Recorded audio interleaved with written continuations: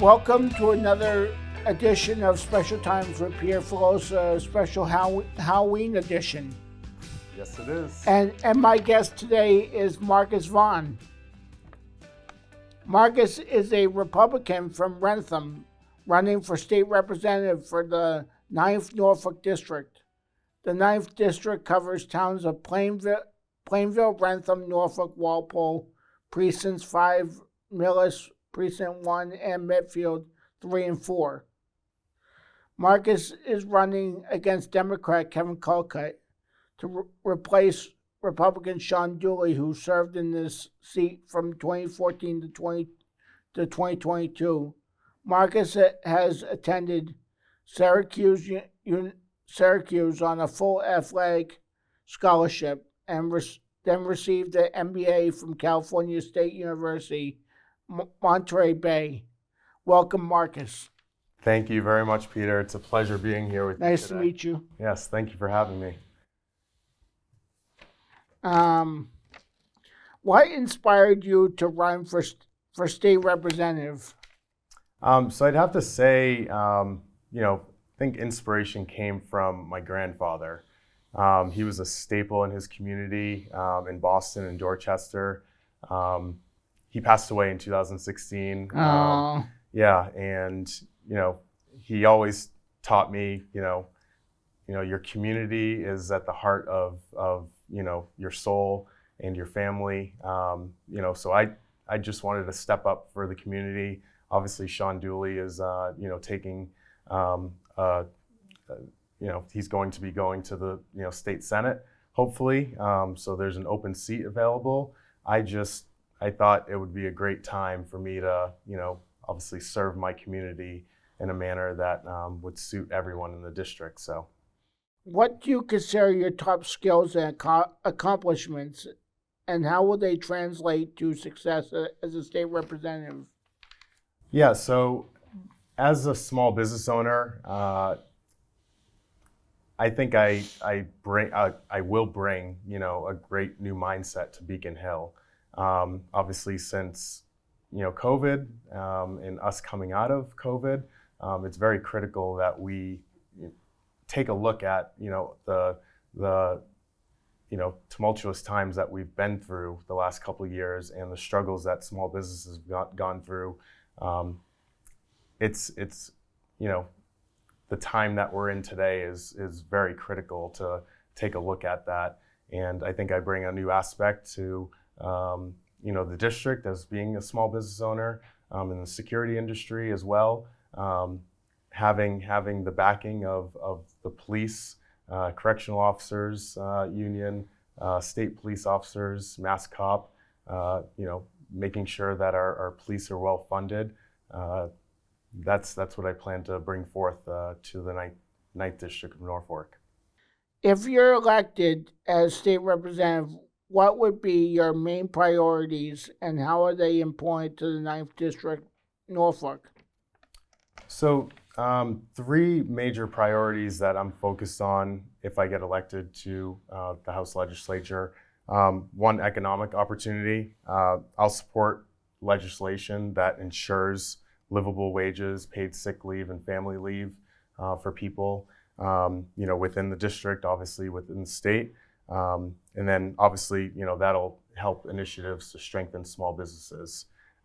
People with disabilities, I'll support initiatives to ensure people with disabilities have access to home and community-based services that allow to live independent lives in their homes and communities, which is very important. Talk about that.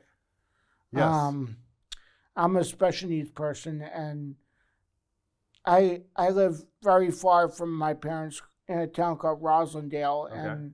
and someday my goal is to live closer to my mom and dad and be closer to my sister and my niece and closer to my family. Yes, and that's very important. You should be able to live a valued life next to your family and the people that you love, and have ample transportation to your place of work and your family. Obviously, I'm sure your family helps out as much as they can, but you as a person, you're just like everyone else, and you should enjoy the decency to be able to, basically get to and from where you want to get to easily, throughout the state. So making sure that we have those services available is very important for, our community with disabilities. And I hope that someday that businesses like you talk about will want to hire people like myself for jobs. I think that's very important, and at a suitable age, suitable wage, just like everyone else. There shouldn't be any drop-offs for wage requirements with people with disabilities. You should have, the same wages as everyone else. You're still doing, same level of job requirements as a lot of, able-bodied people, and people without disabilities are doing on a day-to-day basis. So. As a special needs, what do you think are the biggest problems in Massachusetts government that need to be fixed? Yes, so I think right now, as far as the Massachusetts government is concerned, obviously we have a legislature that is very, lopsided. Obviously, I'm big on democracy, and I think the best way to, facilitate democracy is having, equal voices within the state legislature. There's 125 Democrats to 27 Republicans right now. Some of that, obviously gets lost in translation when on the debate floor. I would like to see more of the voice of the people in Massachusetts, and I think, me door knocking, the last few months, the voice of the people is not being heard. So I hope to bring that to the state legislature and hopefully balance a lot of what we're doing statewide, for the future. As a special needs adult, the Department of Developmental Services, DDS, and the agencies DDS supports has been an important part of my life. For example, I was in a day program at HMEA in Plainville in 2014 to 2015. They gave me training and job support when I worked at Shaw's in Medfield. I also participated in Best Buddies, Special Olympics, and with the East Coast Jumbos, a hockey team for people with disabilities. As a state rep, how would you support special needs adults and services in our district? Yes. Well, we had a short conversation before the segment got started, so I appreciate that you were athlete back in the day. I don't do much athletic competition now anymore, but I was also an athlete. Foremost, disabilities rights are basic human rights. They're not special rights. Persons with disabilities have the same rights of all people to non-discrimination, access, equality, and opportunity, inclusion, and full participation in our society and in Massachusetts overall.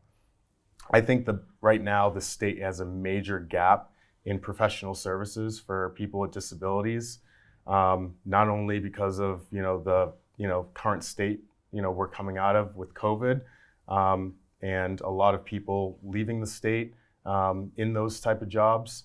So what I'd like to see as a future state representative is having more of a focus in that workforce to help our constituents with disabilities have the services that they are deserving of, and have the appropriate staff available to them with the proper training to be able to help people with disabilities. I think that should be a major focus looking forward as we kind of get ourselves out of this rut and out of COVID to make sure we backfill those very important positions. And hopefully we can work together on that. That would be great, and I will definitely be contacting you for some insight into getting that done. It'd be an honor to work with you. Thank you. Same here.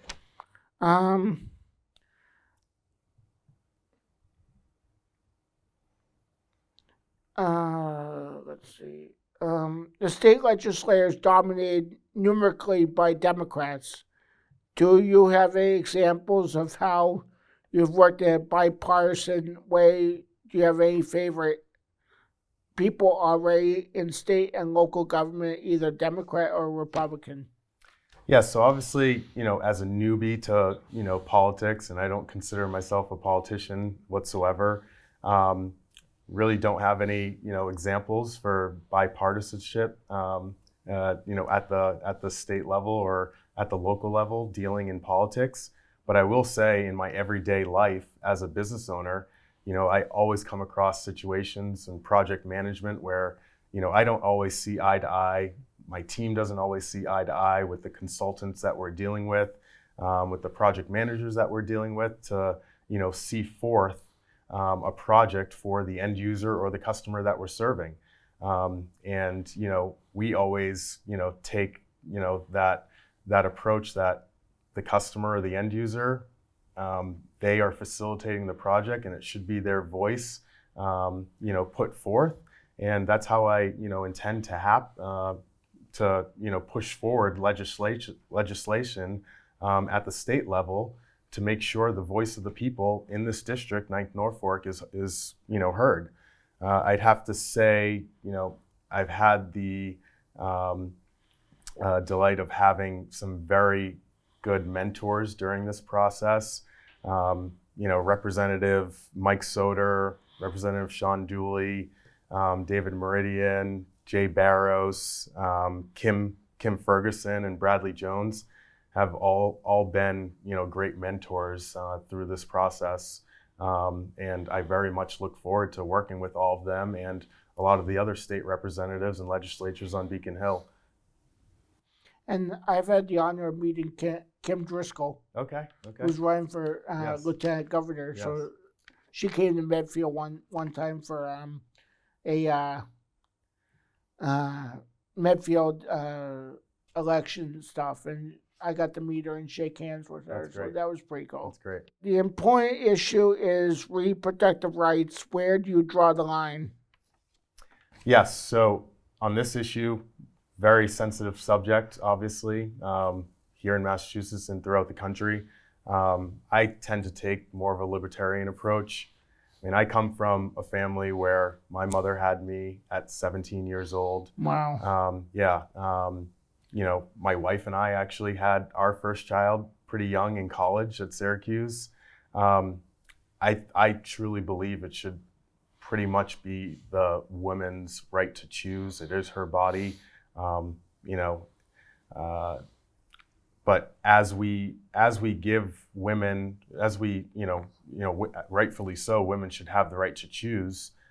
We should also be providing services on the other end to make sure they're making informed choices, if they plan to, abort a child. But we should also have services available to women for placements of these children if they so choose to do that as well. So, the economy and inflation are also important issues. How do you think you can work within state government to improve the economy and reduce the effects of inflation on your constituents? yes, so we are at a point in our economy where I believe inflation right now is 8.3%. That's a major tax on Americans and Massachusetts-based staters just in itself.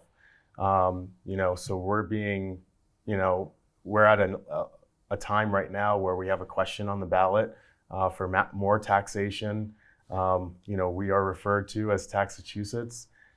I don't think we should be discussing, especially with the surplus in our budget, additional taxes right now. People need relief. Middle class, lower class, small business owners. We need to facilitate growth within our economy, not put any more restrictions on it. So, my dentist and her office are strongly in favor of question 2. What do you think about proposed restrictions on dental insurers?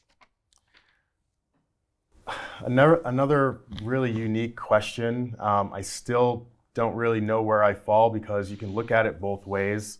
I totally understand, and I think we should have, some accountability, to the insurers, and obviously, companies like Delta Dental are fighting against this, and the proposal is to, kind of force insurers to provide up to 83% of the premiums back to the insured.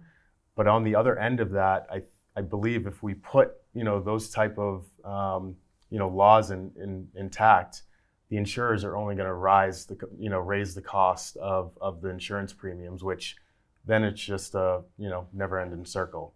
We're back at square one. So as long as we as a state can put some caps on how much, based on the consumer price index, they can go over and above any increases, I think it's something to take a look at. But we should definitely be looking at the high cost of insurance, especially as we are in this current landscape, like I said, with the economy, to kind of put some restrictions on the rise of these insurance premiums. What do you feel about question 1 and taxation in general? Yes, again, like I said, during this current inflationary period, I don't believe that we should be looking at any other taxation. I think it will, stifle growth and really hurt our small businesses. And, that is the jewel of our economy here in Massachusetts. We need to do everything we can to, again, as we are coming out of this period with COVID and the current inflationary period that we are in and possibly on the verge of a recession, that should not be up for discussion right now on the ballot. So, do you have any concerns about election integrity in Massachusetts? Do you think anything should be changed or subject to increased scrutiny? So this is something that's actually come up quite a bit during talking to constituents the last few months, knocking on doors. Is election integrity? I think there's always room for improvement, and we need to make sure that the elections are well secured. I recently spoke to a small business owner who lives in Marshfield. He went to the town hall to cast his vote for early voting because he's not going to be in town during November 8th election. He got rerouted, him and another gentleman that he didn't know got rerouted to a next door building, which was actually a church, and casted his ballot. The representative put that ballot in a crate, which he, described this crate as, something that basically came out of the back, storage closet. It was, cracked and disheveled. There was no security as far as that ballot, and there was no other representative in the room. Those sort of things, make people uneasy. So if there's a way to, consistently make sure that, we have, certain processes, in order, for elections, early voting. Obviously, early voting is very new. Mail-in voting is very new. I think we just need to, rectify some of the inadequacies of it. And I think, it's been, a great, source of obtaining more votes for a lot of people that aren't able to get, to the voting booths on election day. But we need to better secure some of our elections a little bit better as we look into the future. Before we close, any final thoughts or comments? No, not really. It was a pleasure, sitting down with you. Thank you very much for inviting me today. As you know, running for state representative for 9th Norfolk, for the towns of Plainville, Rentham, Norfolk, Millis, Precinct 1, Medfield 3 and 4, and Walpole 5. Would really appreciate everyone to, no matter if they're voting for me, my opponent, casting a ballot for anyone in your district is vitally important, that we get out to the polls and vote and make our voices heard to enact change. So thank you very much. You're welcome. Pleasure meeting you, and hopefully we can continue some dialogue as go into the future. I like that. We want to thank Marcus for appearing today on Special Times with Pierre Filosa. Our interview of Kevin Colcutt is also available on Medfield TV. The election is coming up on November 8th. Early voting is already started. Please vote. Goodbye.